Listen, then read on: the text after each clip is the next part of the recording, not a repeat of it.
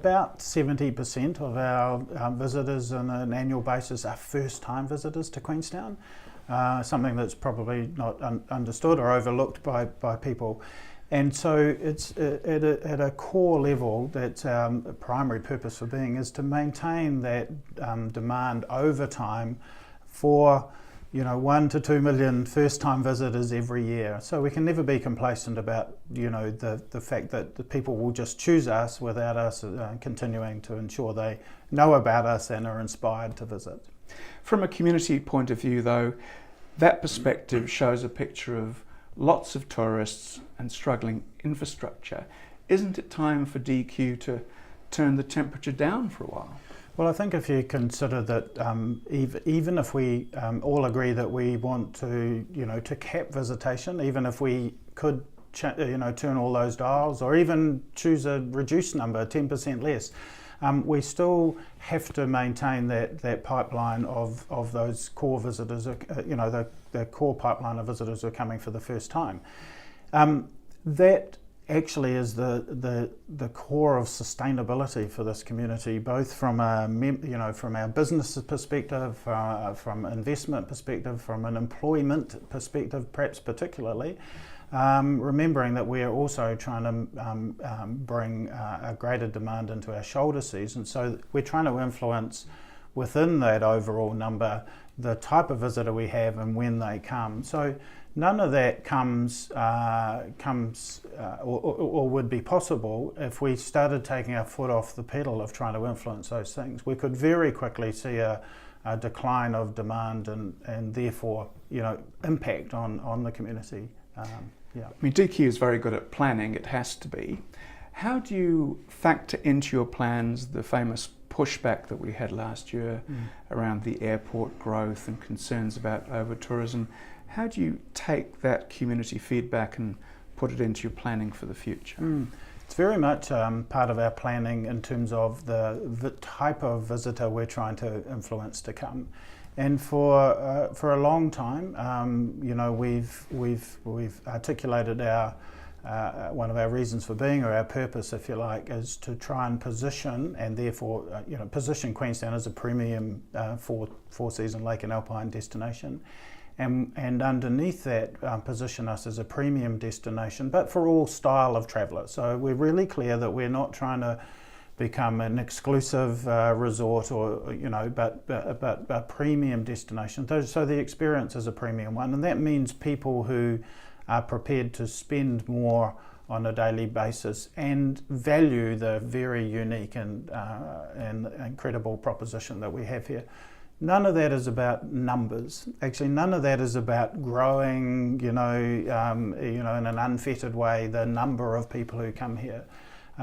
So all of our strategies and our plans underneath that are about trying to influence who comes and when they come, but remaining nimble to significant macro influences on all of that. We don't turn all the dials by any means, but those that we can influence, we attempt to do in that way. The really blunt question, again from a community and a devil's advocate point of view, is Sure. Who should pay for infrastructure? Tourism seems to be doing well. Wouldn't there be merit in saying the tourism industry should pay for all the extra infrastructure that we need?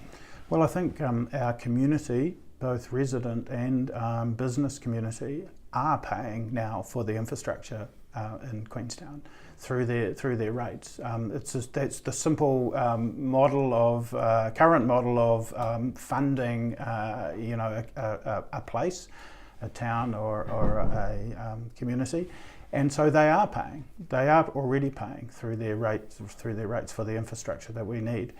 One of the problems, of course, is that that our visitors are not directly contributing to that cost of infrastructure, very indirectly through our businesses. But that's another whole conversation probably about getting more direct contribution from our visitors through another funding mechanism. But our businesses and our resident community are paying more than enough right now. Do you support Jim Bolt's campaign for a bed tax in Queenstown? I support Jim's campaign for a visitor levy. and what the mechanism that may be, what that falls out as being. I know Jim's, an advocate for a bed tax. I'm an advocate for a regionally based visitor levy. It feels like your job at the moment is difficult at the best of times. Can you give us a bit of an insight into the tricky balancing act that you're dealing with? Because I think it's very easy to say you're just attracting more people, it's a numbers game, but I think we know it's much more complicated than that. But how difficult is it, and what are you juggling at the moment? Yeah, it is difficult, it is tricky, and that's probably the same in many destinations around the world. There's broad conversations about the role of destination management more holistically, and where destination marketing and promotion fits into that.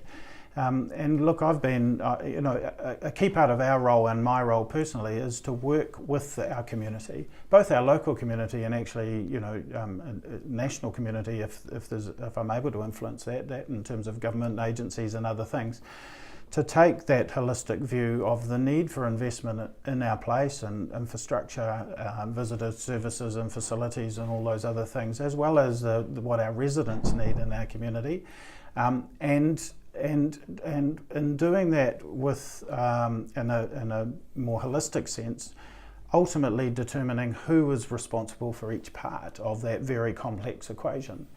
So if I extend that, what that means is that I'm responsible, and this organisation is responsible for a certain part of that, and we've got to do that really well, but do that in a way that has some cohesion with everything else going on.